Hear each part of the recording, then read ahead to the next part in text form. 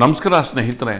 ಮೂರು ಮುಖ್ಯವಾದಂತಹ ಪಾಲಿಕೆಯ ಚುನಾವಣೆಗಳಲ್ಲಿ ಭಾರತೀಯ ಜನತಾ ಪಕ್ಷ ಮುನ್ನಡೆ ಸಾಧಿಸಿದೆ ಎನ್ನುವ ಮೂಲಕ ಒಂದು ರೀತಿಯಲ್ಲಿ ಬರುವ ದಿನಗಳಲ್ಲಿ ಮತ್ತೊಮ್ಮೆ ಬಿಜೆಪಿ ಸ್ವೀಪ್ ಮಾಡೋದಕ್ಕೆ ರಂಗ ಸಜ್ಜಾಗಿದೆ ಎನ್ನುವಂತಹ ವಿಶ್ಲೇಷಣೆಗಳು ಇವತ್ತು ಕಂಡು ಬಂದಿರುವ ಹಿನ್ನೆಲೆಯಲ್ಲಿ ಹಾಗಾದರೆ ಸತ್ಯ ಏನು, ಮಿಥ್ಯ ಏನು, ನಿಜಕ್ಕೂ ಬಿಜೆಪಿ ಬೇರು ಮಟ್ಟದಲ್ಲಿ ಗಟ್ಟಿ ಇದೆಯಾ ಇತ್ಯಾದಿ ಎಲ್ಲ ಪ್ರಶ್ನೆಗಳು ಮುಖ್ಯವಾಗಿ ಉದ್ಭವವಾಗಿವೆ ಮತ್ತು ಪ್ರಸಕ್ತ ರಾಜಕಾರಣದ ಮೇಲೆ ಕೆಲವು ಮುಖ್ಯ ರೀತಿಯಲ್ಲಿ ಈ ಒಂದು ಡೆವಲಪ್ಮೆಂಟ್ ಬೆಳಕು ಚೆಲ್ತಾ ಇದೆ. ಹಾಗಾದರೆ ಆ ಇಂಪಾರ್ಟೆಂಟ್ ಡೆವಲಪ್ಮೆಂಟ್ ಏನು ಅನ್ನೋದ್ರ ಬಗ್ಗೆ ಇಂದಿನ ಮಾತು ಮಂಥನ. ಸ್ನೇಹಿತರೆ, ನಾವು ಬೆಳಗಾವಿಯಿಂದ ಆರಂಭ ಮಾಡೋಣ. ಎಂಇಎಸ್ ಧೂಳಿಪಟ ಆಗಿದೆ. ಮಹಾರಾಷ್ಟ್ರ ಏಕೀಕರಣ ಸಮಿತಿ ತನ್ನ ದುಂಡಾವರ್ತಿಯ ಮೂಲಕ, ಸೋಕ್ಕಿನ ಮೂಲಕ, ಕನ್ನಡ ವಿರೋಧಿ ಧೋರಣೆಯ ಮೂಲಕ, ಕರ್ನಾಟಕ ವಿರೋಧಿ ಧೋರಣೆಯ ಮೂಲಕ, ಕನ್ನಡದ ನೆಲದಲ್ಲಿದ್ದು ಇಲ್ಲಿಯ ನೆಲಜಲವನ್ನು ಪ್ರಶ್ನಿಸುವ ಮೂಲಕ, ದುರಹಂಕಾರದ ಮೂಲಕ ಅದು ಒಂದು ರೀತಿಯಲ್ಲಿ ಪದೇ ಪದೇ ಕನ್ನಡಿಗರನ್ನ ಕೆರಳಿಸ್ತಾ ಇತ್ತು. ಮತ್ತು ಆಗಾಗ್ಗೆ ವಿವಾದಗಳು, ಸಂಘರ್ಷಗಳು ಎಡೆಮಾಡಿಕೊಡ್ತಿದ್ದು. ಸುಮಾರು 30ರ ಆಸ್ಪಾಸಲ್ಲಿ ಮಹಾರಾಷ್ಟ್ರ ಏಕೀಕರಣ ಸಮಿತಿಯ ಸದಸ್ಯರು ಗೆದ್ದು ಬರ್ತಿದ್ರು. ಆದರೆ ಈ ಬಾರಿ ಕೇವಲ 2 ಸದಸ್ಯರು ಗೆಲ್ಲುವ ಮೂಲಕ ಮಹಾರಾಷ್ಟ್ರ ಏಕೀಕರಣ ಸಮಿತಿ ಬೆಳಗಾವಿಯಲ್ಲಿ ಗಡಿ ಪ್ರದೇಶದಲ್ಲಿ ಧೂಳಿಪಟ ಆಗಿದೆ, ನೆಲ ಕಚ್ಚಿದೆ, ಗರ್ವಭಂಗ ಆಗಿದೆ, ಧ್ವಂಸ ಆಗಿದೆ. ಇದು ಒಂದು ಸಾರಾಂಶ. ಹಾಗಾದರೆ ಅಲ್ಲಿ ಏನಾಯಿತು? ಇದು ಮುಖ್ಯವಾದಂಥ ಸಂಗತಿ. ಇದೇ ಪ್ರಥಮ ಬಾರಿಗೆ ಪಕ್ಷಾಧಾರಿತ ಚುನಾವಣೆ ನಡೀತು. ಅದೊಂದು ಬಿಜೆಪಿಯ ಸ್ಟ್ರಾಟಜಿ. ಅಂದರೆ ಮಹಾರಾಷ್ಟ್ರ ಏಕೀಕರಣ ಸಮಿತಿಯ ವೋಟ್ಸ್ಗಳನ್ನ ತನ್ನ ತೆಕ್ಕೆಗೆ ತೆಗೆದುಕೊಳ್ಳೋದು. ಮಹಾರಾಷ್ಟ್ರ ಏಕೀಕರಣ ಸಮಿತಿಯ ಹಿಂದುತ್ವ ಇರಬಹುದು, ಶಿವಾಜಿನ ಐಕಾನ್ ಆಗಿ ಇಟ್ಕೊಂಡಿರೋದಿರ್ಬೋದು, ಬಿಜೆಪಿ ಅವೆಲ್ಲವೂ ಕೂಡ ಒಂದೇ ಆಗಿರೋದ್ರಿಂದ ಆ ಮತಗಳನ್ನ ತನ್ನ ತೆಕ್ಕೆಗೆ ತೆಗೆದುಕೊಂಡ್ರೆ ಇಡೀ ಪಾಲಿಕೆಯನ್ನ ತನ್ನ ಹತೋಟಿಗೆ ತೆಗೆದುಕೊಳ್ಳಬಹುದು ಎನ್ನುವಂತಹ ಬಿಜೆಪಿಯ ತಂತ್ರ ಯಶಸ್ವಿಯಾಯಿತು. ಈ ಯಶಸ್ವಿಯಾಗಿರುವ ಹಿನ್ನೆಲೆಯಲ್ಲಿ ಭಾರತೀಯ ಜನತಾ ಪಕ್ಷ 35 ಸ್ಥಾನಗಳನ್ನು ಪಡ್ಕೊಳ್ಳೋದ್ರ ಮೂಲಕ ಅತಿ ದೊಡ್ಡ ಪಕ್ಷವಾಗಿ ಸರಳ ಬಹುಮತವನ್ನು ಅಲ್ಲಿ ಬೆಳಗಾವಿಯಲ್ಲಿ ಗೆದ್ಕೊತ್ತು. ಕಾಂಗ್ರೆಸ್ 10ಕ್ಕೆ ಸೀಮಿತ ಆಯಿತು. ಮಹಾರಾಷ್ಟ್ರ ಏಕೀಕರಣ ಸಮಿತಿ ಸಂಪೂರ್ಣ ಧೂಳಿಪಟ ಆಗಿದ್ದು ಕೇವಲ 2. ಅದರ್ಸ್ ಬೇರೆ ಇಂಡಿಪೆಂಡೆನ್ಸು 10. ಹಾಗೆಯೇ MIM ಅದು 1 ಸ್ಥಾನವನ್ನು ಪಡ್ಕೋತು. ಇಲ್ಲಿ ಒಂದು ಇಂಪಾರ್ಟೆಂಟ್ ಆದಂತಹ ಒಂದು ವಿಶ್ಲೇಷಣೆಯನ್ನು ನಿಮ್ಮ ಮುಂದೆ ಪ್ರೆಸೆಂಟ್ ಮಾಡ್ತಿದ್ದೇವೆ. MES ಧೂಳಿಪಟ ಆಗಿದೆ ಅನ್ನೋದನ್ನ ಹೇಳ್ತಾ ಅಲ್ಲಿ ಏನಾಗ್ತಿತ್ತು ಅಂದರೆ ಕನ್ನಡ ಭಾಷಿಕರು ಮತ್ತು ಉರ್ದು ಭಾಷಿಕರು ಇಬ್ಬರೂ ಒಟ್ಟಾಗಿ ಈ ಮಹಾರಾಷ್ಟ್ರ ಏಕೀಕರಣ ಸಮಿತಿಯ ವಿರುದ್ಧ ಸೆಣಸಾಟವನ್ನು ನಡೆಸ್ತಾ ಇದ್ರು. ಅಲ್ಲಿ ಬಿಜೆಪಿ, ಕಾಂಗ್ರೆಸ್ಸು ಹೀಗೆ ಚಿಹ್ನೆಗಳ ಆಧಾರಿತ ಮೇಲೆ ಅಲ್ಲಿ ಚುನಾವಣೆ ನಡೀತಿರ್ಲಿಲ್ಲ. ಒಂದು ರೀತಿಯಲ್ಲಿ ವಿಶಿಷ್ಟ ರೀತಿಯ ರಾಜಕಾರಣ, ಬೆಳಗಾವಿ ನಗರಸಭೆಯ ರಾಜಕಾರಣ, ನಗರ ಪಾಲಿಕೆಯ ರಾಜಕಾರಣ ವಿಶಿಷ್ಟವಾಗಿತ್ತು. ಅದು ಒಂದು ರೀತಿಯಲ್ಲಿ ಸೌಹಾರ್ದ ರಾಜಕಾರಣ. ಅಲ್ಲಿ ಕನ್ನಡಿಗರು, ಹಾಗೆಯೇ ಉರ್ದು ಭಾಷಿಕರು, ಕನ್ನಡ ಭಾಷಿಕರು ಎಲ್ಲರೂ ಕೂಡ ಒಗ್ಗಟ್ಟಿರು. ಒಂದು ರೀತಿಯಲ್ಲಿ ರಾಜಕೀಯ ಸಾಮರಸ್ಯ, ಕೋಮು ಸಾಮರಸ್ಯ, ಹಾಗೆಯೇ ಭಾಷಾ ಸಾಮರಸ್ಯ, ಆ ರಾಜಕಾರಣ ಅಲ್ಲಿ ಮಹಾರಾಷ್ಟ್ರ ಏಕೀಕರಣ ಸಮಿತಿಯ ವಿರುದ್ಧ ಒಂದು ರೀತಿಯಲ್ಲಿ ವಿಶಿಷ್ಟ ರಾಜಕಾರಣ ಇತ್ತು. ಅಲ್ಲಿ ಬೇಕಾದಷ್ಟು ಕನ್ನಡ ಪರ ಸಂಘಟನೆಗಳು ಮೇಯರ್ ಯಾರು ಅನ್ನೋದನ್ನು ತೀರ್ಮಾನ ಮಾಡೋದಲ್ಲಿ ಒಂದು ಮುಖ್ಯವಾದ ಪಾತ್ರವನ್ನು ನಿರ್ವಹಿಸ್ತಿದ್ರು. ಆದರೆ ಈಗ ಚುನಾವಣೆಯನ್ನ ಸಿಂಬಲ್, ಬಿಜೆಪಿಯ ಸಿಂಬಲ್ ಮೇಲೆ, ಕಾಂಗ್ರೆಸ್ನ ಸಿಂಬಲ್ ಮೇಲೆ ಅಖಾಡಕ್ಕೆ ಧುಮುಕಿದ್ದರಿಂದ ಇದೀಗ ಮಹಾರಾಷ್ಟ್ರ ಏಕೀಕರಣ ಸಮಿತಿಯ ಬಹುತೇಕ ಮತದಾರರು ಬಿಜೆಪಿ ಮತ ಹಾಕಿದ್ದಾರೆ. ಅಂದರೆ ಬಿಜೆಪಿಯ ರೂಪದಲ್ಲಿ ಅಲ್ಲಿ ಎಂಇಎಸ್ ಬಿಜೆಪಿಗೆ ಸೇರ್ಕೊಂಡಿದೆ. ಎಂಇಎಸ್ ಮತದಾರರು ಬಿಜೆಪಿಗೆ ಬೆಂಬಲವನ್ನು ವ್ಯಕ್ತಪಡಿಸಿದ್ದಾರೆ ಅನ್ನೋದ್ರ ಮೂಲಕ ಅವರ ಮೈಂಡ್ ಸೆಟ್ ಚೇಂಜ್ ಆಗಿದೆ ಅಂತ ನಾವು ಹೇಳೋದಕ್ಕಾಗೋದಿಲ್ಲ. ಯಾಕೆಂತಂದ್ರೆ ಕೆಲವು ಕನ್ನಡ ಪರ ಇಶ್ಯೂಸ್ಗಳು ಬಂದಾಗ, ಅಲ್ಲಿ ಮೇಯರ್ ಆಯ್ಕೆಯ ವಿಚಾರಗಳು ಬಂದಾಗ ಯಾವ ಭಾಷಿಕರನ್ನ ಬಿಜೆಪಿ ಮೇಯರ್ ಮಾಡುತ್ತೆ ಅನ್ನೋದು ಈಗ ಮುಖ್ಯ.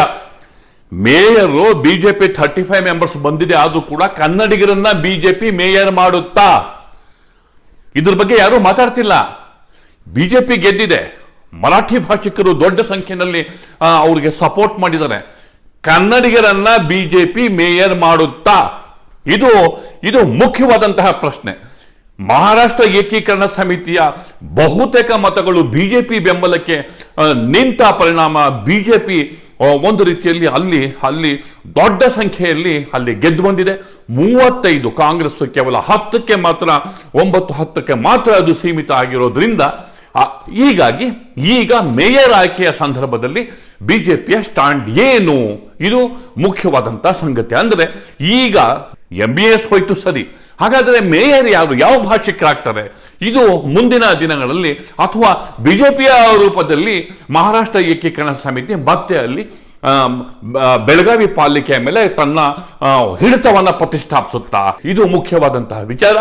ಬಿಜೆಪಿ ಇದಕ್ಕೆ ಸಂಬಂಧಪಟ್ಟಂತೆ ಒಂದು ಕ್ಲಾರಿಫಿಕೇಶನ್ ಕೊಡಬೇಕು, ಒಂದು ಸ್ಟೇಟ್ಮೆಂಟ್ ಕೊಡಬೇಕು. ಇದು ಬೆಳಗಾವಿ ರಾಜಕಾರಣದ ಒಂದು ಚಿತ್ರಣ. ಭಾರತೀಯ ಜನತಾ ಪಾರ್ಟಿಯನ್ನ ನನಗೆ ಸ್ಪರ್ಧಿಸಲು ಅವಕಾಶ ಕೊಟ್ಟ ಎಲ್ಲ ನಮ್ಮ ಭಾರತೀಯ ಜನತಾ ಪಾರ್ಟಿಗೆ ನಾಯಕರಿಗೆ ನನ್ನ ನಮಸ್ಕಾರಗಳು. ಅದೇ ರೀತಿ ನಮ್ಮ ನಾಯಕರಾದ ಶ್ರೀ ಅಭಯಜಿ ಪಾಟೀಲ್ ಅವರ ನನ್ನ ಮೇಲೆ ಇಟ್ಟಿದ ವಿಶ್ವಾಸ, ಇವತ್ತು ಇದು ಗೆಲುವು ನನ್ನ ಗೆಲುವಲ್ಲ, ನಮ್ಮ ಅಭಯ್ ಪಾಟೀಲ್ ಸಾಹೇಬ್ರ ಗೆಲುವು. ಅವ್ರಿಗೆ ಕ್ಯಾಂಡಿಡೇಟ್ ಮೇಲೆ ವಿಶ್ವಾಸ ಇಟ್ಟು ಪರಿಶ್ರಮ ತಗೊಂಡು ಈ ಗೆಲುವು ಅವರಿಗೆ ಡೆಡಿಕೇಟ್ ಮಾಡ್ತೀನಿ. ಅದೇ ರೀತಿ ನನ್ನ ಬಾಗಿನ ಎಲ್ಲ ಮತದಾರ ಬಂದು ಅವರಿಗೆ ನನ್ನ ಕೈ ಜೋಡಿಸಿ ನಮಸ್ಕಾರ, ಸಾಷ್ಟಾಂಗ ನಮಸ್ಕಾರ. ಹುಬ್ಬಳ್ಳಿ ಧಾರವಾಡದಲ್ಲಿ ಸರಳ ಬಹುಮತಕ್ಕೆ 42, ಬಿಜೆಪಿ 39 ಗೆದ್ದಿದೆ. ಸರಳ ಬಹುಮತಕ್ಕೆ ಕೇವಲ 3 ಮಾತ್ರ ಬಾಕಿ. ಹಾಗಾದ್ರೆ ಕಾಂಗ್ರೆಸ್ ಏನು ಕಮ್ಮಿ ಇಲ್ಲ, ಒಂದು ರೀತಿಯಲ್ಲಿ 33, ಬಿಜೆಪಿ 39 ಗೆದ್ದಿದ್ರೆ ಕಾಂಗ್ರೆಸ್ 33. ಅದು ಬಹುತೇಕ ಸಮಬಲದ ಸೆಣಸಾಟ ಅನ್ಬೋದು. ಕಾಂಗ್ರೆಸ್ ಏನೇನು ಇಗ್ನೋರ್, ಅಲ್ಲೇನು ಕಾಂಗ್ರೆಸ್ ಧೂಳಿಪಟ ಅಂತೇನಿಲ್ಲ. ಜಗದೀಶ್ ಶೆಟ್ಟರ್ ಅವರು ಇದ್ದಾರೆ, ಹಿರಿಯ ನಾಯಕರು. ಬಸವರಾಜ ಬೊಮ್ಮಾಯಿ ಅವರ ಹೋಲ್ಡ್ ಇದೆ, ಸೆಂಟ್ರಲ್ ಮಿನಿಸ್ಟರ್ ಪ್ರಹ್ಲಾದ್ ಜೋಶಿ ಅವರು ಹೋಲ್ಡ್ ಇದೆ. ಅಲ್ಲಿ ಬಿಜೆಪಿ ಧುರೀಣರು, ಅಧಿಕಾರಸ್ಥ ಧುರೀಣರ ಒಂದು ಪ್ರಭಾವ ಗಟ್ಟಿ ಇರುವಂತಹ ಸಿಟಿನಲ್ಲಿ ಹುಬ್ಬಳ್ಳಿ ಧಾರವಾಡ ಬೆಂಗಳೂರು ಬಿಟ್ಟರೆ ಅತ್ಯಂತ ಪ್ರಾಮುಖ್ಯತೆಯನ್ನು ಪಡೆದಂತಹ ಮಹಾನಗರ ಪಾಲಿಕೆಯಲ್ಲಿ ಕಾಂಗ್ರೆಸ್ ಟಫ್ ಫೈಟ್ ಕೊಟ್ಟಿದೆ. ಕಾಂಗ್ರೆಸ್ ಅಧಿಕಾರಕ್ಕೆ ಬರದೆ ಹೋದ್ರೂ ಕೂಡ ಅಲ್ಲಿ ಬಿಜೆಪಿ 39, ಕಾಂಗ್ರೆಸ್ 33, JDS 1, ಹಾಗೇನೆ ಅದರ್ಸ್ 6, ಈ ಥರದ್ದೇನೋ ಇದೆ. ಅಂದ್ರೆ ಈ ಸಮಬಲದ ಸೆಣಸಾಟವನ್ನು ದೃಷ್ಟಿಯಲ್ಲಿ ಇಟ್ಕೊಂಡ್ರೆ ಅಲ್ಲೇನು ಕಾಂಗ್ರೆಸ್ ಧೂಳಿಪಟ್ಟ ಅಂತ ಹೇಳಕ್ ಆಗೋದಿಲ್ಲ. ಹಾಗೇನೆ ಭಾರತೀಯ ಜನತಾ ಪಕ್ಷ ದೊಡ್ಡ ಸಂಖ್ಯೆಯಲ್ಲಿ ಗೆದ್ದು ಬಂದಿದೆ, ಒಂದು ರೀತಿಯಲ್ಲಿ ಅಭೂತಪೂರ್ವ ನಗರ ಪ್ರದೇಶದಲ್ಲಿ ಬೆಂಬಲವನ್ನು ಪಡ್ಕೊಂಡಿದೆ ಅನ್ನುವಂಥ ಸ್ಟೇಟ್ಮೆಂಟನ್ನು ಕೂಡ ನಾವು ಏನೂ ಮಾಡೋಕ್ಕಾಗೋದಿಲ್ಲ.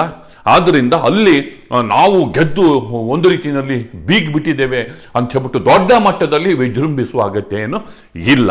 ಇದು ಮುಖ್ಯವಾದಂತಹ ಸಂಗತಿ. ಜಗದೀಶ್ ಶೆಟ್ಟರ್ ಅವರ ಪ್ರತಿಕ್ರಿಯೆಯನ್ನು ನಾವು ಏನಿದೆ ನೋಡೋಣ ಬನ್ನಿ. ನಮ್ಮ MLA MP ಎಲ್ಲ ಹಿಡಿದ್ರೆ ಸುಮಾರು MLC ಹಿಡಿದ್ರೆ ಒಂದು ಮತ್ತೆ 6 ಸೀಟ್ ಆ್ಯಡ್ ಆಗ್ತಾವೆ, 6 ಮೆಂಬರ್ಸ್ಗೆ ಆ್ಯಡ್ ಆಗ್ತವೆ. ಕೆಲವು ಇಂಡಿಪೆಂಡೆನ್ಸು ಈಗ ನಮಗೆ ಬೆಂಬಲ ಕೊಡ್ತೀವಿ ಅಂತ ಹೇಳಿದ್ದಾರೆ. ಹೀಗಾಗಿ ಕ್ಲಿಯರ್ ಮೆಜಾರಿಟಿಗೆ ಏನೂ ಸಮಸ್ಯೆ ಇಲ್ಲ. ಭಾರತೀಯ Janata party single largest party ಆಗಿದೆ ಮತ್ತು MLA MLC MP ಗಳು ಹಿಡಿದ್ರೆ ವೋಟಿಂಗು ನಮ್ಗೆ ಕ್ಲಿಯರ್ ಮೆಜಾರಿಟಿ ಬರ್ತದೆ. ಮತ್ತು ಅದ್ರ ಜೊತೆಗೆ ಕೆಲವು ಇಂಡಿಪೆಂಡೆನ್ಸು ನಮ್ಮ ಕೆಲವು ಬಂದು ಕೊಟ್ಟರೆ ಕೆಲವು ಇಂಡಿಪೆಂಡೆನ್ಸ್ ಆರಿಸಿ ಬಂದಿದ್ದಾರೆ, ಅವರು ಸಹಿತ ಬಿಜೆಪಿಗೆ ಜಾಯಿನ್ ಆಗ್ತಾ ಅಂತ ಹೇಳಿದ್ದಾರೆ. ಹಿರಿಯ ನಾಯಕ ಜಗದೀಶ್ ಶೆಟ್ಟರ್ ಅವರ ಪ್ರತಿಕ್ರಿಯೆಯನ್ನು ನಾವು ನೋಡಿದ್ವಿ. ಅಂದ್ರೆ ನಗರ ಪ್ರದೇಶದ ಮತದಾರ, ಹುಬ್ಬಳ್ಳಿ ಧಾರವಾಡ ನಗರ ಪ್ರದೇಶದ ಮತದಾರ ಸಂಪೂರ್ಣವಾಗಿ ಬಿಜೆಪಿಯ ಪರ ವಾಲಿದಾನೆ ಅನ್ನುವಂತಹ ಒಂದು ಸ್ಟೇಟ್ಮೆಂಟ್ ಅನ್ನ ಏನು ಮಾಡೋದಕ್ಕೆ ಆಗೋದಿಲ್ಲ. ಸ್ವಲ್ಪ ಕಾಂಗ್ರೆಸ್ ತನ್ನ ತಂತ್ರವನ್ನ ಸ್ವಲ್ಪ ಕಾಂಪ್ರಹೆನ್ಸಿವ್ ಆಗಿ ಆಂತರಿಕ ಗೊಂದಲವನ್ನು ಬದಿಗಿಟ್ಟು ಹೋಗಿದ್ರೆ ಅಲ್ಲಿ ಒಂದು ರೀತಿಯಲ್ಲಿ ದಾಖಲೆಯನ್ನ ಅವರು ಸೃಷ್ಟಿ ಮಾಡಬಹುದಾಗಿತ್ತೇನೋ ಎನ್ನುವಂತಹ ಒಂದು ಸಂಗತಿಯನ್ನು ನಾವು ಹೇಳ್ತೀವಿ. ಇದು ಮುಖ್ಯವಾಗಿ ಕಲಬುರಗಿಗೆ ಬರೋಣ. ಕಲಬುರಗಿಯಲ್ಲಿ BJP 23, Congress 27, JDS 4. BJP 23, Congress 27, JDS 4, independent 1. ಅಂದ್ರೆ ಎಲ್ಲಿ ಸರಳ ಬಹುಮತಕ್ಕೆ ಬೇಕಾಗಿರೋದು 28. ಅಂದ್ರೆ ಬಿಜೆಪಿಗೆ 5 ಮತಗಳು ಕಮ್ಮಿ ಆಗುತ್ತೆ, ಕಾಂಗ್ರೆಸ್ಗೆ ಸರಳ ಬಹುಮತಕ್ಕೆ ಒಂದೇ 1. ಅಲ್ಲಿ ಅಲ್ಪಸಂಖ್ಯಾತರು, ವಿಶೇಷವಾಗಿ ಮುಸ್ಲಿಮರು ಹೆಚ್ಚು ಪ್ರಾಬಲ್ಯವಿರುವಂತಹ ಕಲಬುರಗಿಯಲ್ಲಿ ಒಂದು ರೀತಿಯಲ್ಲಿ ಓಟ್ಸು ಪ್ಯಾರಲಲ್ ಆಗಿ ಸ್ಪ್ಲಿಟ್ ಆಗಿದೆ. ಹಿಂದೂ ವರ್ಸಸ್ ಮುಸ್ಲಿಂ ಅನ್ನುವ ರೀತಿಯಲ್ಲಿ ಅಲ್ಲಿ ಬಿಜೆಪಿ ತಂತ್ರವನ್ನು ಪ್ರಯೋಗ ಮಾಡಿರೋದು ಈ ಸಂಖ್ಯೆಯಿಂದ ನಮಗೆ ಗೊತ್ತಾಗುತ್ತೆ. ಇಲ್ಲಿ ಮೋಸ್ಟ್ ಇಂಪಾರ್ಟೆಂಟ್ ರಾಜ್ಯ ರಾಜಕಾರಣಕ್ಕೆ ಹೊಸ ತಿರುವು ಕೊಡುವಲ್ಲ ಒಂದು ಮೋಸ್ಟ್ ಇಂಪಾರ್ಟೆಂಟ್ ವಿಚಾರವನ್ನ ನಿಮ್ಮ ಮುಂದೆ ನಾನು ಇಡ್ತಿದ್ದೀನಿ. JDS ತೀರ್ಮಾನ ಏನು? ಗೆದ್ದಿರೋದು 4 ಸಂಖ್ಯೆ, ಆದರೆ ಇಡೀ ಪಾಲಿಕೆಯಲ್ಲಿ ಯಾರನ್ನ ತರಬೇಕು ಎನ್ನುವಂತಹ ನಿರ್ಧಾರ ಇದೀಗ JDS ಕೈಯಲ್ಲಿದೆ. ಅವರು ಇಷ್ಟಪಟ್ಟರೆ ಕಾಂಗ್ರೆಸ್ನ ಗೆಲ್ಲಿಸ್ಬೋದು, ಕಾಂಗ್ರೆಸ್ ಮೇಯರನ್ನು ಪ್ರತಿಷ್ಠಾಪಿಸ್ಬೋದು, ಇಲ್ಲ ಬಿಜೆಪಿ ಮೇಯರ್ನ ಅಲ್ಲಿ ಪ್ರತಿಷ್ಠಾಪಿಸ್ಬೋದು. ಒಂದು ವೇಳೆ ಬಿಜೆಪಿ ಮೇಯರ್ ಗೆದ್ದಿದ್ದೆ, ಆ ಬಿಜೆಪಿಗೆ JDS ಸಪೋರ್ಟ್ ಆಗಿದ್ದೆ, ಆದರೆ ಬಿಜೆಪಿ ಮೇಯರ್ ಬಂದಿದ್ದೆ ಆದರೆ ಕಲಬುರಗಿ ಪಾಲಿಕೆಯ ಇತಿಹಾಸದಲ್ಲಿ ಇದೇ ಪ್ರಥಮ ಬಾರಿಗೆ ಬಿಜೆಪಿ ತೆಕ್ಕೆಗೆ ಅದು ಬಿಜೆಪಿಯಲ್ಲಿ ತನ್ನ ಪಾರುಪತ್ಯವನ್ನು ಸ್ಥಾಪನೆ ಮಾಡ್ದಂಗಾಗುತ್ತೆ. ರೀಸೆಂಟ್ ಆಗಿ ಮೈಸೂರನ್ನು ನಾವು ತೆಗೆದುಕೊಂಡಾಗ ಮೈಸೂರಲ್ಲೂ ಕೂಡ ಇದೆ ಇತ್ತೀಚಿನ ದಿನಗಳಲ್ಲಿ ಪ್ರಪ್ರಥಮವಾಗಿ ಬಿಜೆಪಿ ಅಧಿಕಾರಕ್ಕೆ ಬಂತು. ಅಲ್ಲಿ ಕಾಂಗ್ರೆಸ್ ಮತ್ತು JDS ದೂರ ಆದವು. JDS ಒಂದು ರೀತಿಯಲ್ಲಿ ಡಿಸ್ಟೆನ್ಸನ್ನು ಮೇಂಟೈನ್ ಮಾಡಿಕೊಂಡ್ರ ಪರಿಣಾಮವಾಗಿ, ಅದೇನು ಜಾಣವಾದ ಡಿಸ್ಟೆನ್ಸನ್ನು ಮೇಂಟೈನ್ ಮಾಡಿಕೊಂಡ್ರ ಪರಿಣಾಮವಾಗಿ ನೇರವಾಗಿ ಬಿಜೆಪಿಗೆ ಸಪೋರ್ಟ್ ಮಾಡದೆ ಹೋದ್ರೂ ಬಿಜೆಪಿ ಪರೋಕ್ಷವಾಗಿ ಹೆಲ್ಪ್ ಮಾಡಿದ ಕಾರಣ ಬಿಜೆಪಿಯಲ್ಲಿ ಅಧಿಕಾರಕ್ಕೆ ಬಂತು. ಹೀಗಾಗಿ ಇಲ್ಲಿ ಕುಮಾರಸ್ವಾಮಿ ಅವರು ಬಿಜೆಪಿ ಜೊತೆ ಕೈ ಜೋಡಿಸೋದ್ರ ಮೂಲಕ ಕಲಬುರಗಿ ಮಹಾನಗರ ಪಾಲಿಕೆಯಲ್ಲಿ ಬಿಜೆಪಿ ಅಧಿಕಾರಕ್ಕೆ ಬರೋದಕ್ಕೆ JDS ಕಾರಣ ಆಗುತ್ತಾ? ಇದು ಮುಖ್ಯವಾದಂತಹ ಪ್ರಶ್ನೆ. ಆದರೆ JDS ನಮಗೆ ಆಲ್ರೆಡಿ ಬೆಂಬಲ ಕೊಡುತ್ತೆ ಅಂತ ಹೇಳಿ ಆ ಜಿಲ್ಲೆಯ ಉಸ್ತುವಾರಿ ವಹಿಸಿರುವ ಮುರುಗೇಶ್ ನಿರಾಣಿ ಹೇಳಿದ್ದಾರೆ. ಅವ್ರು ಏನು ಹೇಳಿದ್ದಾರೆ ನೋಡ್ಕೊಂಬರೋಣ ಬನ್ನಿ. ಎಲ್ಲವುಗಳನ್ನ ಸರಿಯಾದ ಸಮಯದಲ್ಲಿ ಕೊಟ್ಟಿರೋದ್ರಿಂದ ಬರೀ 15 ದಿವಸದಲ್ಲಿ ಕೊನೆ ಸ್ಥಾನಕ್ಕೆ ಕಲಬುರಗಿ ಕೋವಿಡ್ದಲ್ಲಿ ಬಂತು. ಅದಾದ ನಂತರ ಬಹಳ ಮುಖ್ಯವಾಗಿ ತಾವು ಗಮನಿಸಬೇಕು, ಕಲಬುರಗಿ ವಿಷನ್ 2050 ಕರ್ನಾಟಕದಲ್ಲಿ ಪ್ರಥಮವಾಗಿ ಮುಂದಿನ ಕಲಬುರಗಿ ಅತ್ಯಂತ ಹಿಂದುಳಿದಿರುವಂಥ ಭಾಗ ಎಲ್ಲ ಜನಪ್ರತಿನಿಧಿಗಳ ವಿಶ್ವಾಸ ತೆಗೆದುಕೊಂಡು ಜಿಲ್ಲಾ ಆಡಳಿತದ ವಿಚಾರದ ಒಂದು ವಿಶ್ವಾಸವನ್ನು ತೆಗೆದುಕೊಂಡು 3 ಫೇಸ್ಗಳಲ್ಲಿ ಕಲಬುರಗಿ 2030, 30, 40, 40, 50 3 ಸ್ಟೇಜ್ಗಳಲ್ಲಿ ಅದನ್ನು ಅಭಿವೃದ್ಧಿ ಮಾಡುವಂಥದ್ದು ಕಡೆ ಈಗಾಗಲೇ ಕಮಿಟಿಗಳನ್ನು ಮಾಡಿದ್ದೀವಿ. ಒಳ್ಳೆಯ ರೆಸ್ಪಾನ್ಸ್ ಬರ್ತಾ ಇದೆ. ಅದರಿಂದ ಇದೆಲ್ಲಗಳ ಹಿನ್ನೆಲೆಯಲ್ಲಿ ಕಲಬುರಗಿ ಒಟ್ಟಾರೆ 3 ಚಿತ್ರಣವನ್ನು ನಾವು ನೋಡಿದ್ವಿ.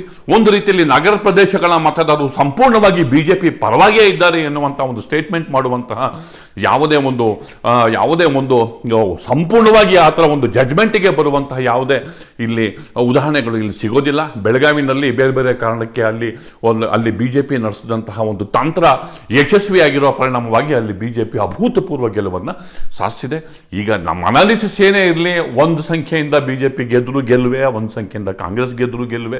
ಹೀಗಾಗಿ ಈ 3 ಮಹಾನಗರ ಪಾಲಿಕೆಗಳಲ್ಲಿ ಕಲಬುರಗಿನಲ್ಲಿ JDS ಬಿಜೆಪಿಗೆ ಒಂದು ಒಳ್ಳೆ ಸಪೋರ್ಟ್ ಮಾಡಿದ್ದೆ. ಆದರೆ ಹೇಳ್ತಿರೋದು ಬಿಜೆಪಿ ಅಧಿಕಾರಕ್ಕೆ ಬರೋದಕ್ಕೆ ರಂಗ ಸಜ್ಜಾಗಿದೆ. ಇನ್ನು ಕಲಬುರಗಿಯಲ್ಲಿ ಬಿಜೆಪಿ JDS ಎರಡೂ ಒಂದುಗೂಡಿದ್ದೇ ಆದರೆ ಬರುವ ದಿನಗಳಲ್ಲಿ ಇವೆರಡೂ ಪಕ್ಷಗಳು ಪರಸ್ಪರ ಮೈತ್ರಿ ಅಥವಾ ಹೊಂದಾಣಿಕೆ ಮಾಡಿಕೊಳ್ಳೋದಕ್ಕೆ ಇದು ಮುನ್ಸೂಚನೆಯೇ. ಇದು ಮುಖ್ಯವಾದಂತಹ ಸಂಗತಿ.